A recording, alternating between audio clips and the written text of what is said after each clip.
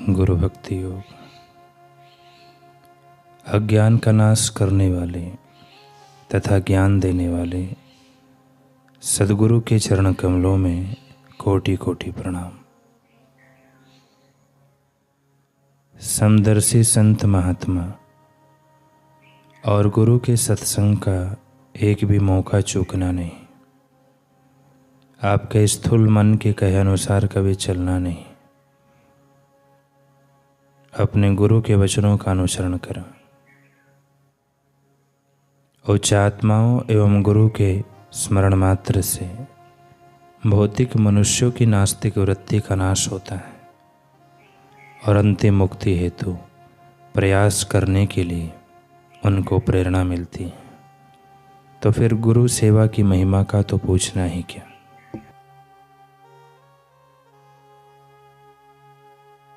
जिस प्रकार दो खरगोशों के पीछे दौड़ने वाला मनुष्य दो में से एक को भी पकड़ नहीं सकता, उसी प्रकार जो शिष्य दो गुरुओं के पीछे दौड़ता है वह अपने आध्यात्मिक मार्ग में सफलता नहीं प्राप्त कर सकता।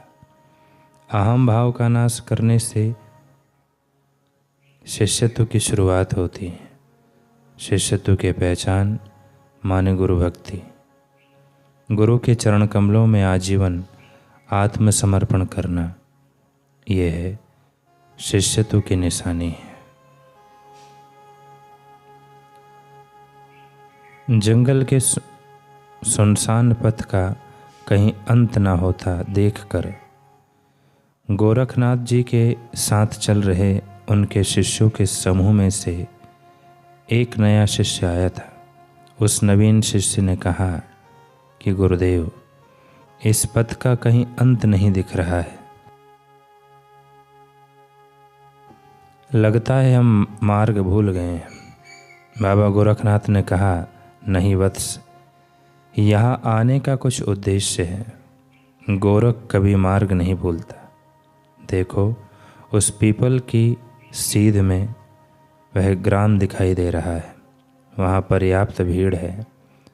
आज एक भक्त ने साधुओं को भोजन कराने का निश्चय किया है। मुझे वहाँ का कोलाहल स्पष्ट सुनाई पड़ रहा है और घी की सुगंध भी आ रही है। महात्मा गोरखनाथ जी ने एक और संकेत करके कहा कि यह सीधा मार्ग है। दूसरे मार्ग से आते तो संध्या तक भी हम वहाँ नहीं पहुँच पाते। यह बात सुबह में हुई। अब चलते चलते दिन ढलने को आया, तब कहीं उस गांव में जाकर पहुँचे।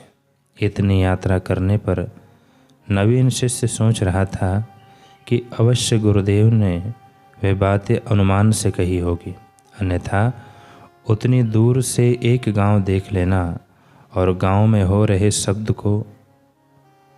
को सुन लेना, यह सुगंध प्राप्त कर लेना कैसे संभव है। जो भी हो, गुरुदेव का अनुमान एकदम सही होता है।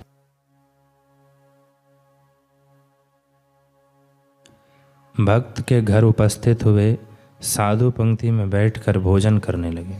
महात्मा गोरखनाथ जी ने एक लड्डू को तोड़ते हुए भोजन कराने वाले गृहस्थ से पूछा कि इधर लड्डुओं में नीम के पत्ते डालने की भी प्रथा है क्या। अब जो गृहस्थ था वह नवीन शिष्य की भांति उन योगी की अलौकिक शक्तियों से अपरिचित नहीं था। वह गृहस्थ शिष्य जानता था कि गोरखनाथ जी के पास अलौकिक शक्तियां हैं। उसने कहा, महाराज तनिक रुकिए, मैं पूछ कर आता हूँ।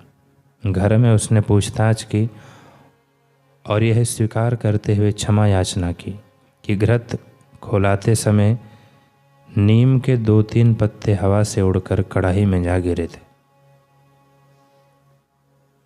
भोजन उपरांत सबको आसन देकर बिठाया गया। गोरखनाथ जी ने अपने आसन पर चरण रखते ही कहा कि मैं अस्थियों पर नहीं बैठता।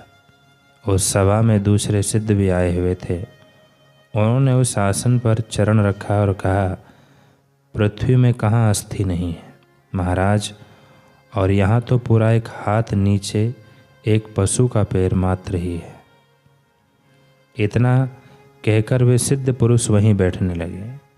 उत्सुकतावश लोगों ने उन्हें दूसरे आसन पर बिठाकर उस स्थान को खोदा तो निकली कुत्ते के पैर की हड्डी। यह सब आश्चर्य देखकर जो नवीन शिष्य था उसको अपने गुरु की शक्ति का बोध हुआ। वहाँ से आश्रम में वापस आने पर एक दिन एकांत में उसने अपने महान गुरु के श्री चरणों में मस्तक रखकर उनसे इन सिद्धियों का रहस्य जानने की इच्छा प्रकट की। गुरुदेव ने कहा कि ये कोई सिद्धियाँ नहीं हैं, ये तो स्वाभाविक शक्ति है जो प्रत्येक मानव की आदि शक्ति है। आदि शक्ति ने किसी से पक्षपात नहीं किया, उसने सभी को समान शक्ति प्रदान की है।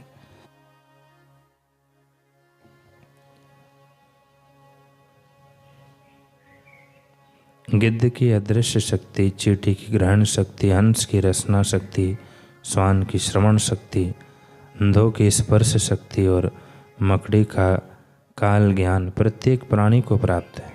उपयोग न करने से इन स्वाभाविक शक्तियों पर मल एकत्र हो जाता है, फिर धीरे धीरे वे नष्ट हो जाती है। सिद्धिर शुद्धि स्यात् तपसा, अर्थात तपस्या के द्वारा अशुद्धि नष्ट हो जाने पर शरीर की इंद्रियों की वे शक्तियाँ पुनः जागृत हो जाती हैं। गोरखनाथ जी ने गंभीरतापूर्वक समझाया और साथ में वह भाप लिए कि शिष्य में इन शक्तियों के प्रति अनावश्यक उत्सुकता है। उन्होंने अपने नवीन शिष्य को समझाया कि ये कोई महत्व की वस्तुएं नहीं है। अध्यात्म मार्ग में ये कोई बड़ी चीज नहीं है, इनके पीछे मत जाओ। गिद्ध आदि पक्षी बनने की अपेक्षा तुम्हें मानवता से भी ऊपर उठना है और वह दिव्य बोध प्राप्त करना है जो इस जीवन का लक्ष्य है। तुम्हारी शक्ति का उपयोग उसी के लिए होना चाहिए और इन बिन जरूरी कौतुकों के लिए नहीं होना चाहिए।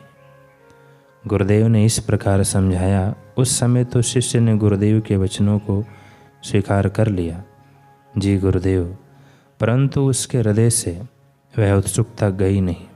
आवश्यक शिक्षा प्राप्त कर अब गुरु ने उसे तपस्या करने का आदेश दिया। नेपाल के तराई के एक उपयुक्त वन के लिए उसने प्रस्थान किया और वहाँ बैठकर गुरु आज्ञा से तपस्या करने लगा।